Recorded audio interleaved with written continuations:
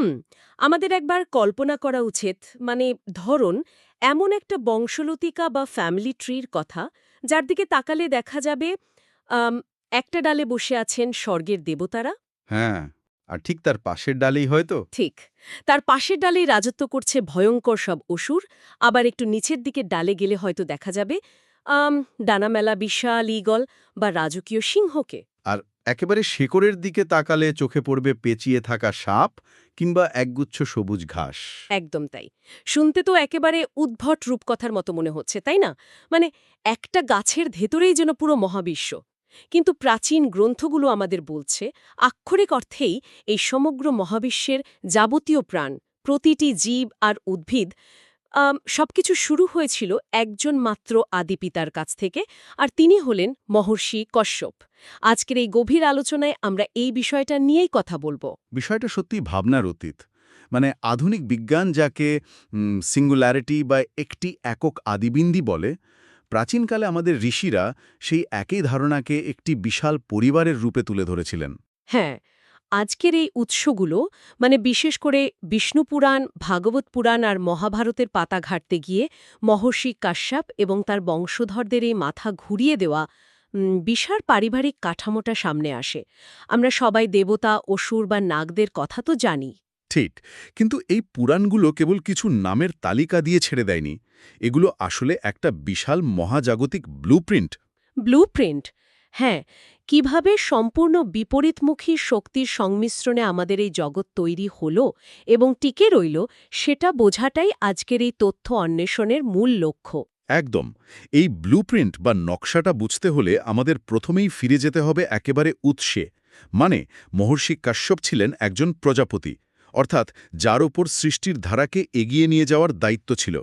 এই বিশাল পরিবারের ভিত্তিটা তৈরি হয়েছিল কাশ্যপের স্ত্রীদের মাধ্যমে। হুম, বিশেষ করে তার ৩ প্রধান স্ত্রীর কথা আমাদের প্রথমেই বুঝতে হবে, তাই তো? হুম, অদিতি, দিতি এবং দনু। হ্যাঁ, এই তিনজনের গর্ভ থেকেই মহাজাগতিক শক্তির মূল দ্বন্দ্বগুলোর জন্ম হয়েছিল। ঠিক আছে, এবার বিষয়টা একটু ভেঙে দেখা যাক। আমরা সাধারণত গল্পের বইতে যেমন পড়ে থাকি, মানে অদিতির সন্তানরা হল আদিত্য বা দেবতা, যেমন ইন্দ্র, সূর্য বা বরুণ।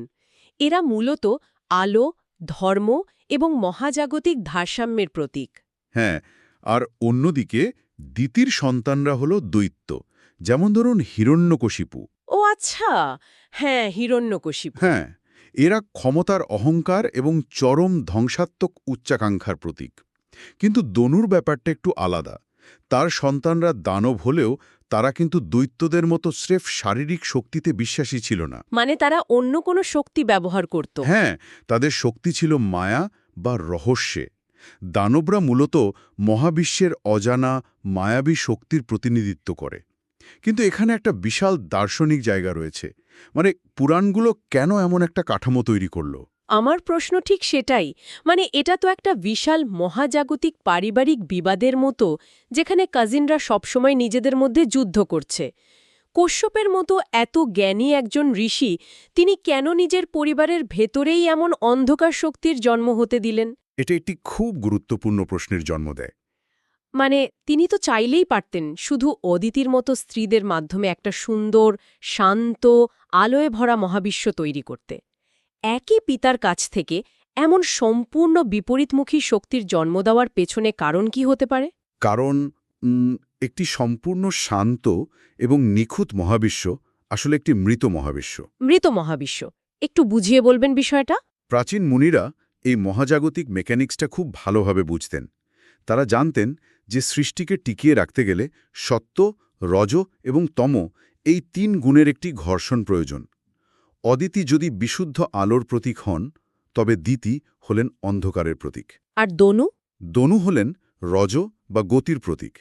দিতির সন্তানদের এই অন্ধকার এবং সীমাহীন উচ্চাকাঙ্ক্ষা যদি না থাকত, তবে অদিতির সন্তানদের আলোর কোনো অর্থই থাকত না, তাদের কোনো দায়িত্ব থাকত না। ওয়াও! তার মানে আপনি বলতে চাইছেন এই মহাজাগতিক দ্বন্দ্ব কোনো দুর্ঘটনা নয়, এটা আসলে একটা ইচ্ছাকৃত ভারসাম্য? ঠিক তাই।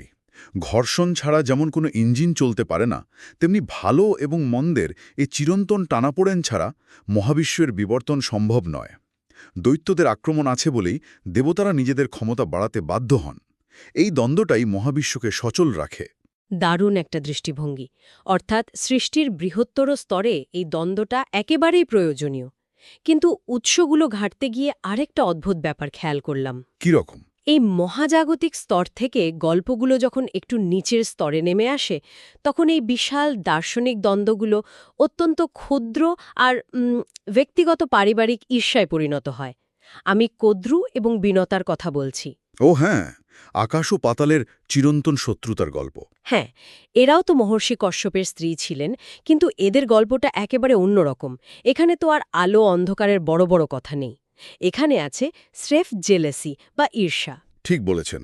যদি আমরা এটাকে বড় প্রেক্ষাপটে ফেলি, তাহলে দেখব কদ্রু এবং বিনতার এই আখ্যানটি শুধু পৌরাণিক গল্প নয়, এটি আসলে মানব চরিত্রের অন্ধকার দিকগুলোর এক নিখুঁত বিশ্লেষণ। ওখানেই বিষয়টা সত্যি খুব ইন্টারেস্টিং হয়ে ওঠে। আমরা জানি যে কশ্যপ যখন কদ্রু এবং বিনতাকে বর চাইতে বললেন, তখন কদ্রু 1000 জন শক্তিশালী সাপের মাতা হবার বর চাইলেন। যেমন শীষনাগ, বাসুকি, তক্ষক। হ্যাঁ, আর বিনতা চাইলেন এমন দুটি পুত্র যারা কদ্রুর 1000 সন্তানের চেয়েও শক্তিশালী হবে। ডিম এলো। 1000 বছর পার হওয়ার পর কদ্রুর 1000টা ডিম ফুটে সাপ জন্ম নিল, কিন্তু বিনতার ডিম থেকে কিছুই বেরোচ্ছে না। আর এখানেই বিনতা একটা মারাত্মক ভুল করে বসেন, ঈর্ষা এবং অধৈর্যতার কারণে। হ্যাঁ, বিনতা অধৈর্য হয়ে পড়েন। তিনি নিজের হাতে তার প্রথম ডিমটি সময়ের আগেই ভেঙে ফেলেন, আর ভেতর থেকে বেরিয়ে আসে অসম্পূর্ণ অরুণ, যা শরীরের নিচের অংশ তৈরি হয়নি। এবং অরুণ নিজেরই পরিণতির জন্য রেগে গিয়ে মা বিনতাকেই অভিশাপ দিয়ে বসেন। অভিশাপ দেন যে তাকে দাসী হয়ে জীবন কাটাতে হবে। আমার কাছে এই জায়গাটা খুব অবাক লাগে। মানে ডিম ভাঙাটা তো শুধু একটা দুর্ঘটনা নয়, এটা তো মহাজাগতিক নিয়তিকে জোর করে ত্বরান্বিত করার চেষ্টা। হ্যাঁ, এটি আমাদের কর্মফলের একটা বড় শিক্ষা দেয়। প্রকৃতির নিজস্ব একটা গতি আছে। আপনি যখন অধৈর্য হয়ে প্রকৃতির নিয়মে হস্তক্ষেপ করবেন, তখন তার একটা মহাজাগতিক পরিণতি ভোগ করতেই হবে। বিনতার সেই পরিণতিই ছিল দাসী হওয়া। আর সেই দাসী হওয়ার প্রক্রিয়াটাও তো সোজা ছিল না। এর পেছনে ছিল একটা মারাত্মক ছলনা। মানে কদ্রু আর বিনতার মধ্যে একটা বাজি ধরা হয় উচ্ছ্বয়শ্রবা নামের এক ঐশ্বরিক ঘোড়ার লেজের রং নিয়ে। হ্যাঁ, সমুদ্র মন্থন থেকে ওঠা সেই ঘোড়া। বিনতা বলেন সাদা আর কদ্রু বলেন কালো। কদ্রু জানতেন লেজটা সাদাই, তাই তিনি নিজের সাপ পুত্রদের নির্দেশ দিলেন ঘোড়ার সাদা লেজে পেঁচিয়ে থাকতে, যাতে দূর থেকে লেজটাকে কালো মনে হয়। এটা তো আক্ষরিক অর্থে লটারিতে কারচুপি করার মতো ব্যাপার। একদমই তাই। এখানেই বোঝা যায় যে ঐশ্বরিক বংশ হলেও কেউ অহংকার বা ছলনার ধ্বংসাত্মক প্রকৃতি থেকে মুক্ত নয়। কদ্রু জিতলেন এবং বিনতাকে নিজের দাসীতে পরিণত করলেন। কশ্যপের মতো এত জ্ঞানী একজন প্রজাপতি কেন নিজের পরিবারের ভেতরে এমন একটা বিষাক্ত পরিবেশ তৈরি হতে দিলেন, সেটা ভাবলে অবাক লাগে। কারণ ওই যে বললাম, এটি রূপক, আর এই জালিয়াতির একটা বিশাল কর্মভিত্তিক পরিণতি ছিল। কদ্রুর এই ছলনার কারণে পরবর্তীতে বিনতার দ্বিতীয় ডিম থেকে জন্ম নেওয়া মহাবীর গরুর, মানে যিনি বিষ্ণুর বাহন, তিনি সাপদের চিরশত্রুতে পরিণত হন। ঠিক, গরুর যখন জানতে পারলেন যে এই কারচুপির জন্যে তার মাকে দাসী হতে হয়েছিল, তখন তিনি নাগদের জম হয়ে দাঁড়ালেন। সাপরা থাকে মাটির নিচে, আর গরুর রাজত্ব করে আকাশে। এই আকাশ আর পাতালের চিরশত্রুতা আসলে এক পারিবারিক ছলনার ফসল। এবং এই শত্রুতা কিন্তু শুধু আকাশ আর পাতালের মধ্যেই থেমে থাকেনি। এই ঘটনার রেশ শত শত বছর ধরে প্রবাহিত হয়ে মর্ত্যলোকের একটা বিখ্যাত গল্পের সাথে যুক্ত হয়ে পড়ে। আপনি কালীয় নাগের কথা বলছেন তো? হ্যাঁ, ঠিক ধরেছেন। এই জায়গাটা আমার কাছে উৎসগুলোর সবচেয়ে রোমাঞ্চকর অংশ মনে হয়েছে। গরুরের হাত থেকে বাঁচতে কালীয় নাগ, যে কিনা কদ্রুরই অন্যতম সন্তান, সে রমনদ্বীপ থেকে পালিয়ে আশ্রয় নেয় বৃন্দাবনের যমুনা নদীতে। কারণ কালীয় জানত যে ঋষি সৌভরীর একটি অভিশাপের কারণে গরুর যমুনা নদীতে প্রবেশ করলেই মারা যাবে।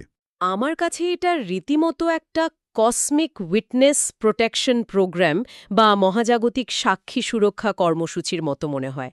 মানে অভিশাপের একটা লুপ হোল বা ফাঁকফোকর ব্যবহার করে কালীয় দিব্যি বেঁচে গেল। এই লুপহোলের বিষয়টা চমৎকার। কালীয়নাগ অত্যন্ত ধূর্ত ছিল। সে এই সীমানাগত আইনের ফাঁকটা কাজে লাগিয়েছিল। কিন্তু এখানে সবচেয়ে চমৎকার বিষয়টি হল বাটারফ্লাই ইফেক্ট।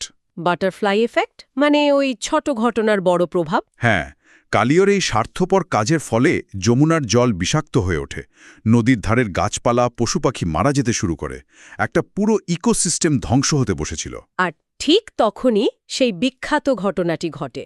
ভগবান বিষ্ণুর অবতার স্বয়ং শ্রীকৃষ্ণ শিশু অবস্থায় সেই বিষাক্ত নদীতে ঝাঁপ দেন। জলের তলায় ছোট্ট কৃষ্ণের সাথে বিশাল কালীয় নাগের সেই ভয়ঙ্কর যুদ্ধ। এবং কৃষ্ণ কালিয়কে পরাজিত করেন, কিন্তু তাকে মেরে ফেলার বদলে তাকে ক্ষমা করে তার মাথায় নিজের পায়ের ছাপ এঁকে দেন, যাতে এই ছাপ দেখে গরুর আর কালীয়কে আক্রমণ না করে। একবার ভাবলে গায়ে কাটা দেয় কিভাবে শতাব্দীর পর শতাব্দী ধরে ঘটনাগুলো একটার সাথে আরেকটা জুড়ে আছে। ঠিক এটাই বাটারফ্লাই এফেক্ট। স্বর্গে দুই বোনের মধ্যে একটি ঘোড়া লেজের রং নিয়ে একটা সামান্য বাজি ধরা হলো। সেই বাজিতে কারচুপি হলো বলে জন্ম নিল আকাশ ও পাতালের শত্রুতা। আর সেই শত্রুতার জেরে একটা সাপ প্রাণ বাঁচাতে পৃথিবীর একটা নদীতে এসে লুকালো। তার বিষে একটা আস্ত ইকোসিস্টেম বিপন্ন হলো। আর সেই ভারসাম্য ফেরাতে স্বয়ং শ্রীকৃষ্ণকে সেখানে হস্তক্ষেপ করতে হলো। এটা পৌরাণিক সময়ের ঘটনাগুলোর অবিশ্বাস্য আন্তঃসংযোগকে নির্দেশ করে। মহাবিশ্বের কোনো ঘটনাই বিচ্ছিন্ন নয়। এই আন্তঃসংযোগের কথা বলতে গিয়েই আমরা কাশ্যপের বংশলতিকার সবচেয়ে অদ্ভুত এবং সবচেয়ে আকর্ষণীয় অংশে চলে আসি। উদ্ভিদ ও প্রাণীকুলের জনক হওয়ার বিষয়টা, তাই তো? হ্যাঁ, এতক্ষণ আমরা দেবতা, দৈত্য, সাপ বা পাখির কথা বললাম, কিন্তু মহর্ষি কশ্যপের আরও কয়েকজন স্ত্রী ছিলেন যাদের সন্তানদের কথা শুনলে যে কেউ চমকে উঠবে। যেমন ধরুন সুরভি। সুরভি, যিনি সমস্ত গরু এবং দ্বিখুরযুক্ত পশুর মাতা। হ্যাঁ, আবার ক্রোধবশা, যার সন্তান হল সমস্ত মাংসাশী হিংস্র প্রাণী, খসা এবং মুনি, যারা যক্ষ ও অপ্সরাদের মাতা। আর সবচেয়ে অবাক করা নাম হল তিমি, যিনি জলজ প্রাণীদের মাতা। আর ইরা? ইরার গর্ভ থেকে গাছপালা, লগড়াপাতা ও ঘাসের জন্ম হয়েছে। তাহলে এই সব কিছুর মানে কি দাঁড়ালো? আমরা যৌক্তিকভাবে কিভাবে মেনে নেব যে একজন মানুষ, ঋষি, আর তার স্ত্রীর গর্ভ থেকে আক্ষরিক অর্থে একটা বটগাছ বা এক মাঠ ঘাসের জন্ম হচ্ছে? এটা কি শারীরিকভাবে পুরোপুরি অসম্ভব নয়?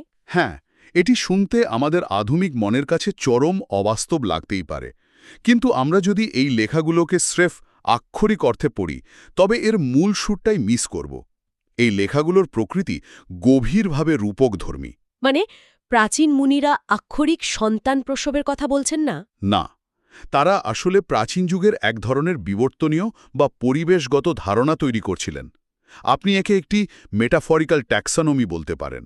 মেটাফোরিক্যাল ট্যাক্সোনমি অনেকটা আধুনিক বিজ্ঞানের ট্রি অফ লাইফের মতো কিছু, যেখানে পৃথিবীর সমস্ত প্রাণীর উৎস একটি। একেবারে তাই। আজ আধুনিক বিজ্ঞান আমাদের কি শেখায়? মানুষ, পশুপাখি, এমনকি একটা গাছ, সবার ডিএনএর মধ্যেই মিল রয়েছে। বিবর্তনের মাধ্যমে আজকের এই বৈচিত্র্য। হাজার হাজার বছর আগে, যখন ডিএনএ ম্যাপিংয়ের ধারণা ছিল না, তখন ঋষিরা এই কথাটাই রূপকের মাধ্যমে বলে গেছেন। তার কশ্যপ এখানে রক্তমাংসের কোনো মানুষ নন, তিনি হলেন সেই প্রাণের আদি উৎস। ঠিক, তারা বোঝাতে চেয়েছিলেন যে মানুষ, প্রকৃতি এবং মহাবিশ্ব আসলে একটি বিশাল এবং সংযুক্ত পরিবার। এটি তারই একটি সুন্দর পৌরাণিক প্রকাশ। ঘাস এবং বাঘ দুজনেই আমাদের মহাজাগতিক আত্মীয়। ওয়াও! এই দৃষ্টিকোণ থেকে দেখলে পুরো বংশলতিকার মানেই বদলে যায়। এটা আর কোনো গালগল্প থাকে না, এটা হয়ে দাঁড়ায় বাস্তুতন্ত্রের একটা অত্যন্ত পরিণত দর্শন। প্রাচীন চিন্তাবিদরা মানুষকে কখনোই প্রকৃতি বা মহাবিশ্ব থেকে আলাদা করে দেখেননি। এটাই হল সবচেয়ে গুরুত্বপূর্ণ শিক্ষা। সমগ্র মহাবিশ্ব একটি গভীরভাবে সংযুক্ত ইকোসিস্টেম, যেখানে প্রতিটি শক্তির, তা সে ভালো হোক বা মন্দ হোক, একটি নির্দিষ্ট ভূমিকা রয়েছে। একদমই তাই। আমাদের আজকের এই আলোচনার একেবারে শেষ পর্যায়ে এসে একটা কথা খুব পরিষ্কার হয়ে যাচ্ছে।